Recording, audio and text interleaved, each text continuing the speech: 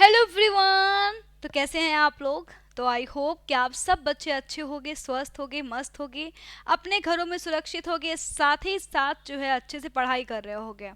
तो बच्चों, आज की जो ये क्लास है बहुत ज़्यादा खास है। आपको अपने लाइफ के मात्र और मात्र 15 से 20 मिनट देने हैं इस क्लास के लिए, क्योंकि आज की क्लास में हम लोग मोस्ट इम्पॉर्टेंट 20 ऑब्जेक्टिव क्वेश्चंस की बात करने वाले हैं, जो कि आपके human I and colourful world chapter के, यानी कि मानव नेत्र तथा रंग बिरंगा संसार के हैं। सबसे इम्पॉर्टेंट 20 ऑब्जेक्टिव क्वेश्चंस के बारे में हम लोग आज बात करने वाले हैं, और ऐसे ही हम लोग जो है क्वेश्चंस की प्रैक्टिस करते रहेंगे अपने आगे आने वाले लेक्चर्स में। तो चलिए शुरू करते हैं, स्टार्ट करते हैं। सब लोग बहुत ध्यान से सुनेंगे और जो कॉन्सेप्ट है उसको भी दिमाग में बिठा लेंगे। और आई होप कि आप में से बहुत सारे बच्चों को इनमें से सारे क्वेश्चंस के आंसर पता भी होंगे, क्योंकि आप लोगों ने इतने अच्छे से पढ़ा जो है। तो चलिए स्टार्ट करते हैं। तो बच्चों, सबसे पहला प्रश्न कि मानव नेत्र के किस भाग पर किसी वस्तु का प्रतिबिंब बनता है। बच्चों, बहुत बेसिक क्वेश्चन है ये, बहुत बार एग्जाम में पूछा जाता है। तो मानव नेत्र के किस भाग पर किसी वस्तु का प्रतिबिंब बनता है? तो रेटिना या दृष्टिपटल, ये आंख का यह सबसे पिछला हिस्सा होता है। आंख का यह सबसे पिछला हिस्सा होता है, सबसे पिछला हिस्सा होता है। हम कह सकते हैं ये एक पतली सी झिल्ली होती है, जहां पर जो प्रकाश किरणें हैं वो लेंस से अपवर्तन के पश्चात केंद्रित हो रही होती हैं, और यहीं पर क्या होता है, प्रतिबिंब बनता है। आगे बढ़ते हैं बच्चों, अगला प्रश्न देखते हैं। नेक्स्ट क्वेश्चन है कि, हाँ जी, नेक्स्ट क्वेश्चन है, नेत्र लेंस की फोकस दूरी अधिक हो जाने से कौन सा दृष्टि दोष होता है? अगर लेंस की फोकस दूरी अधिक हो गई तो कौन सा दृष्टि दोष होता है? अच्छा, अगर मान लो फोकस दूरी अधिक हो गई, फोकस दूरी अधिक हो गई मतलब क्या हुआ? फोकस दूरी अधिक होने का बेटा मतलब ये है कि वक्रता का कम होना, वक्रता का कम होना। वक्रता कम हो गई है बेटा, मतलब क्या हुआ? मतलब ये कि इस टाइम पर हमारा जो लेंस है वो सबसे ज्यादा पतला व लंबा है ना। आप इसको ऐसे देखो, रटने की जरूरत नहीं है तो कंफ्यूज हो जाओगे। फोकस दूरी अधिक होने का मतलब क्या है कि हमारी जो वक्रता है वो कम होगी, क्योंकि हमें पता है कि फोकस दूरी वक्रता की क्या होती है। फोकस दूरी जो वक्रता है वो आपस हम कह सकते हैं कि व्युत्क्रमानुपाती होते हैं ना। अगर फोकस दूरी बढ़ेगी तो वक्रता घटेगी, वक्रता घटेगी तो फोकस दूरी बढ़ेगी, है ना। अब फोकस दूरी ज्यादा हो गई है मतलब क्या है, वक्रता आपकी कम है। वक्रता कम होने का मतलब क्या है? वक्रता कम होने का मतलब ये है कि जो हमारा लेंस है वो पतला और लंबा हो गया है। अच्छा, जब हमारा लेंस पतला और लंबा होता है, ठीक है, तब हम लोग क्या कर रहे होते हैं, यानी कि जब फोकस दूरी ज़्यादा होती है तो हम लोग दूर की वस्तुओं को देख पाते हैं ना, दूर की वस्तुओं को देख पाते हैं, ठीक है। अब आप ये बताओ, वस्तुओं को देख पाते हैं। अब आप ये बताओ कि आपका जो लेंस है उसकी फोकस दूरी तो ज़्यादा हो गई है, उसकी फोकस दूरी तो अधिक हो गई है, यानी कि वो सिर्फ दूर की वस्तुओं को ही दिखा पाएगा। आपको निकट की वस्तुएं नजर नहीं आएंगी, निकट की वस्तुएं नजर नहीं आएंगी, आपको निकट की वस्तुएं नजर नहीं आएंगी, यानी कि आपको केवल दूर का दिखाई देगा, पास का दिखाई नहीं देगा, ठीक है। और ऐसा कब होता है? ऐसा होता है दूरदृष्टि दोष में, कि हमें दूर का तो दिखाई देता है पर हमें पास का दिखाई नहीं देता। तो यह होता है दूरदृष्टि दोष में, ठीक है। आगे बढ़ते हैं बच्चों। नेत्र में किसी वस्तु का प्रतिबिंब कैसा बना होता है? तो नेत्र में जो प्रतिबिंब बनता है रेटिना पर, वो बेटा कैसा होता है? वास्तविक होता है, उल्टा होता है, क्योंकि आपको पता है वास्तविक प्रतिबिंब उल्टे होते हैं और वस्तु से छोटा बनेगा। Option number C is the correct answer, ठीक है। चलिए आगे बढ़ते हैं, नेक्स्ट क्वेश्चन देखेंगे। जो नेत्र निकट स्थित वस्तुओं को स्पष्ट नहीं देख पाता, उस नेत्र में क्या होता है, यानी कि निकट का दिखाई नहीं दे रहा है, मतलब केवल दूर का दिखाई दे रहा है लेकिन निकट का दिखाई नहीं दे रहा। और ऐसा होता है दूरदृष्टि दोष में, कि हमें दूर का तो दिखाई देता है पर हमें निकट का दिखाई नहीं देता। आगे बढ़ेंगे, नेक्स्ट क्वेश्चन। अपने लेंस की फोकस दूरी को बदलकर दूर या निकट की वस्तुओं को साफ साफ देख सकने के आंख के इस गुण को क्या कहते हैं? तो बच्चों बिल्कुल सही कहा आपने, समंजन क्षमता। तो हम क्या करते हैं, तो जो हमारी जो आँख है वो अलग अलग दूरी पर रखी वस्तुओं को आराम से देख लेती है। पास रखी वस्तुओं को भी आराम से देख लेती है और दूर रखी वस्तुओं को भी आराम से देख लेती है। अब ऐसा कैसे कर पाती है वो अपनी फोकस दूरी को बदलती है। फोकस दूरी को बदल करके ऐसा होता है, यानी कि जब हम पास की वस्तु को देखते हैं, जब हम पास की वस्तु को देखते हैं, तब फोकस दूरी कैसी होती है, तब फोकस दूरी कम होती है। जब हम दूर की वस्तु को देखते हैं, जब हम दूर की वस्तु को देखते हैं, तब फोकस दूरी क्या होती है, तब फोकस दूरी अधिक होती है, तब फोकस दूरी ज़्यादा होती है। यानी कि जब हम पास की वस्तुओं को देखते हैं तो फोकस दूरी कम, जब दूर की वस्तु को देखते हैं तो फोकस दूरी ज़्यादा। तो यानी कि जो लेंस की जो फोकस दूरी है वो हम लोग क्या कर रहे हैं, बदल करके ही दूर और पास की वस्तुओं को आराम से देख पाते हैं, साफ साफ देख पाते हैं। और आँख के इस गुण को कहते हैं समंजन क्षमता। ऑप्शन नंबर बी आपका करेक्ट है। आगे बढ़ेंगे, नेक्स्ट क्वेश्चन। जरा दूरदर्शिता से पीड़ित व्यक्ति का उपचार किस प्रकार के लेंस से किया जाता है? तो जरा दूरदर्शिता से पीड़ित व्यक्ति का उपचार बाईफोकल लेंस, जिसे हम द्विफोकसी लेंस भी कहते हैं, तो बाईफोकल लेंस का जो है इस्तेमाल किया जाता है। ये बच्चों कुछ इस प्रकार का लेंस होता है कि इसमें क्या होता है, ऊपरी हिस्सा अवतल होता है और निचला हिस्सा उत्तल होता है, और इस प्रकार के लेंस को कहते हैं द्विफोकसी लेंस। जरा दूरदर्शिता वाले व्यक्ति को ना दूर का दिखाई देता है ना पास का दिखाई देता है ना। अब यानी कि इसको निकट दृष्टि दोष भी होके रखा है और दूर दृष्टि दोष भी होके रखा है। अब जब निकट दृष्टि दोष को दूर करना होता है तो हम अवतल लेंस का इस्तेमाल करते हैं, जब हमें दूर दृष्टि दोष का इस्तेमाल करना होता है तब हम उत्तल लेंस का इस्तेमाल करते हैं। चूंकि जो जरा दूरदर्शिता वाला व्यक्ति है उसको तो ना दूर का दिख रहा ना पास का दिख रहा, उसकी आंख में तो निकट दृष्टि दोष भी होके रखा है, दूर दृष्टि दोष भी होके रखा है। इसलिए हम एक ऐसे लेंस का इस्तेमाल करते हैं जिसमें दोनों ही हो, अवतल भी हो उत्तल भी हो। अवतल क्या करेगा, निकट दृष्टि दोष को दूर कर देगा, उत्तल क्या करेगा, दूर दृष्टि दोष को दूर कर देगा। तो इस प्रकार जो है हम इस्तेमाल करते हैं द्विफोकसी लेंस का। आगे बढ़ेंगे, नेक्स्ट क्वेश्चन। एक स्वस्थ मानव नेत्र के लिए निकट और दूर बिंदु कितने होते हैं? तो एक स्वस्थ मानव नेत्र के लिए निकट बिंदु होता है 25 सेंटीमीटर और दूर बिंदु होता है अनंत। यानी कि हमारी आँख जो है वो कम से कम 25 सेंटीमीटर तक की ही वस्तु को देख सकती है। अगर आप 25 से और कम रखोगे वस्तुओं को, जैसे कि मान लो आपने 15 सेंटीमीटर पे वस्तु को रख दिया, आपने 10 सेंटीमीटर पे वस्तु को रख दिया, तो आपको दिखाई नहीं देगा। ठीक है, साथ ही साथ जो है हम अनंत तक की वस्तुओं को देख पाते हैं, वो भी आराम से। आगे बढ़ते हैं, next question. So next question कह रहा है कि विभिन्न दूरियों पर की वस्तुओं के प्रतिबिंब को फोकस करने के लिए आंख के लेंस की फोकस दूरी परिवर्तित की जाती है। तो बिल्कुल सही कहा, हम लोग क्या करते हैं, आंख के लेंस की फोकस दूरी को परिवर्तित करते हैं। फोकस दूरी को परिवर्तित करेंगे तभी तो हमें अलग अलग दूरी पर रखी वस्तुएं साफ साफ दिखाई देंगी ना। अब ये फोकस दूरी कैसे परिवर्तित होती है, तो ये परिवर्तित होती है पक्षमाभी पेशियों के द्वारा।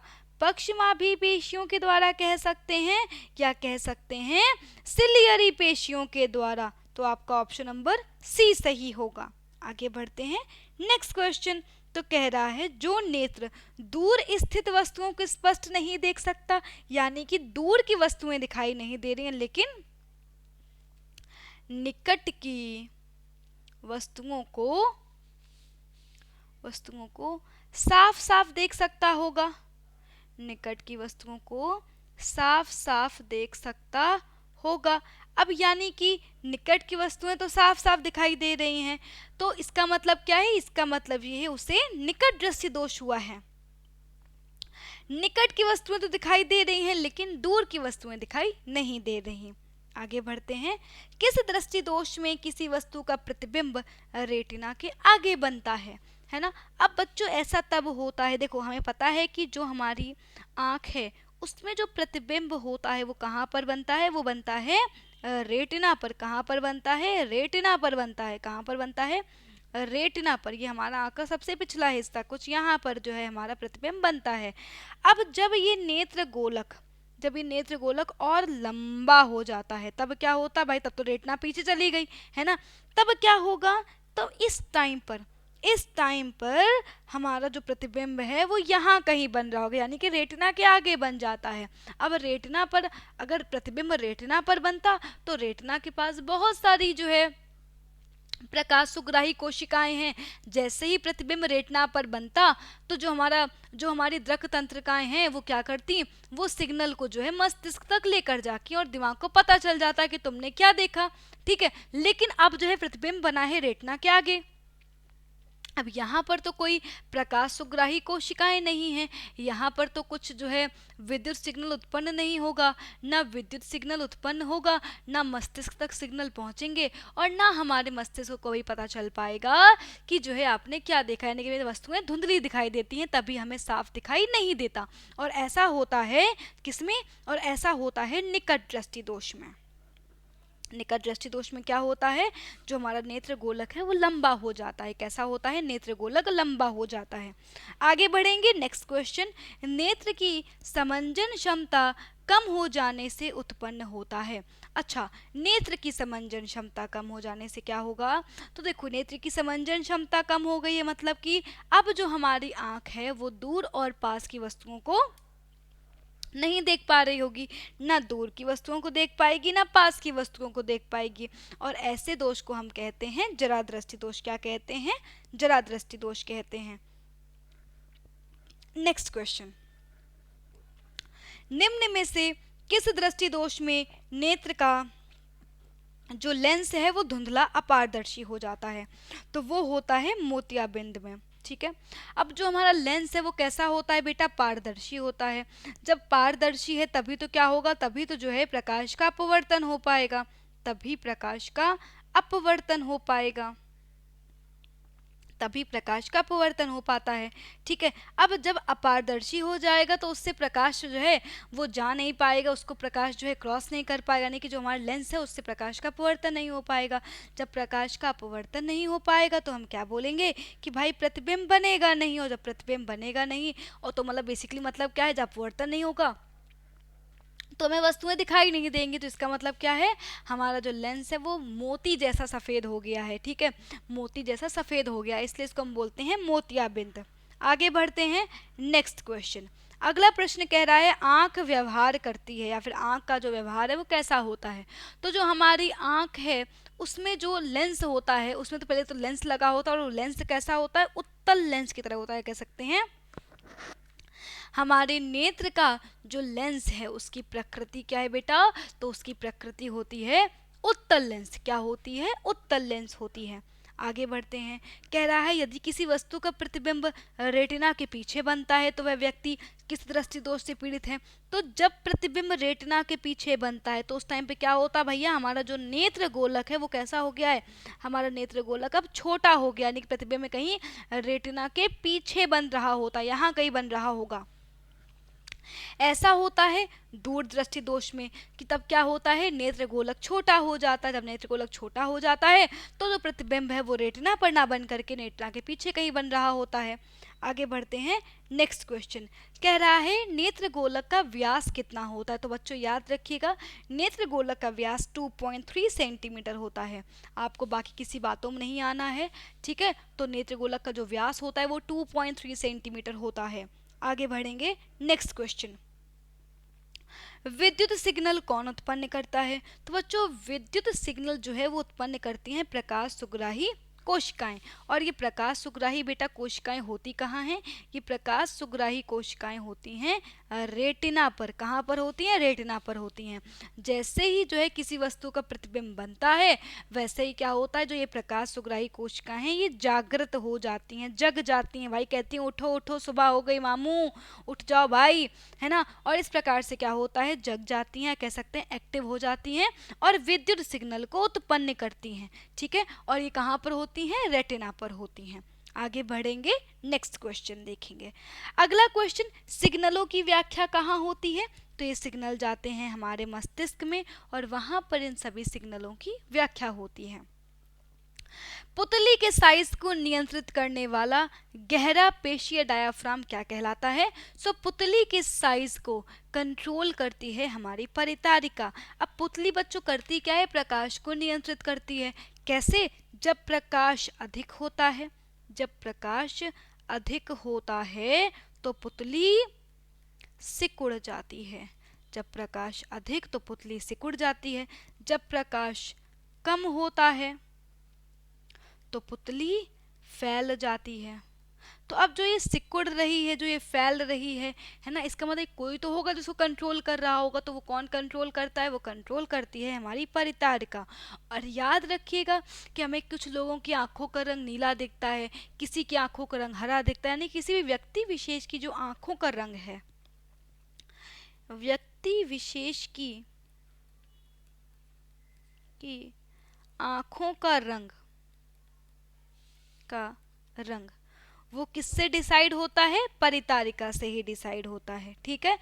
आंख की पुतली किस प्रकार कार्य करती है? तो ये कार्य करती है परिवर्तित द्वारक की भांति, यानी कि जो पुतली है वो क्या कर रही है? बार बार जो है अपना आकार परिवर्तित कर रही है, आकार परिवर्तित करके प्रकाश को नियंत्रित कर रही है। और इस प्रकार से हम इसको बोल सकते हैं कि एक ऐसा गेट है जो क्या कर रहा है? अपना साइज बार बार चेंज कर रहा है। तो इसलिए इसको हम बोल सकते हैं परिवर्तित द्वारक की भांति कार्य करती है। ठीक है। अब बच्चों आपका काम क्या है? अब आपका काम ये है कि आप मुझे कमेंट करेंगे कि आपको कौन कौन से टॉपिक्स में दिक्कत है, कौन कौन से टॉपिक्स में प्रॉब्लम है। ठीक है। क्योंकि बच्चों अब जो है हम लोग क्वेश्चंस की प्रैक्टिस ही ज़्यादा करेंगे। ठीक है। क्वेश्चंस की जो प्रैक्टिस है उस पर ही बेस्ड सेशन होंगे, क्वेश्चन प्रैक्टिस पर बेस्ड सेशन होंगे। उसका रीज़न क्या है? उसका रीज़न बच्चों ये है कि हमारे हाफ ईयरली एग्ज़ाम आ रहे हैं और इसलिए अब हमारी जो है तैयारी होनी चाहिए वो क्वेश्चंस ओरिएंटेड होनी चाहिए। अगर ये प्रैक्टिस अभी कर लोगे तो आपके बोर्ड एग्ज़ाम में ही बहुत काम आएगी। तो बच्चों आपको कमेंट करना है और बताना है कि आपको कौन से टॉपिक के क्वेश्चंस की प्रैक्टिस करनी है। ठीक है। तो बच्चों मिलते हैं आपसे अपनी अगली क्लास में। तब तक के लिए बाय बाय, टेक केयर, ख्याल रखिए अपना, डेली क्लास अटेंड करिए और ऐसे ही जो है पढ़ते रहिए। Bye bye.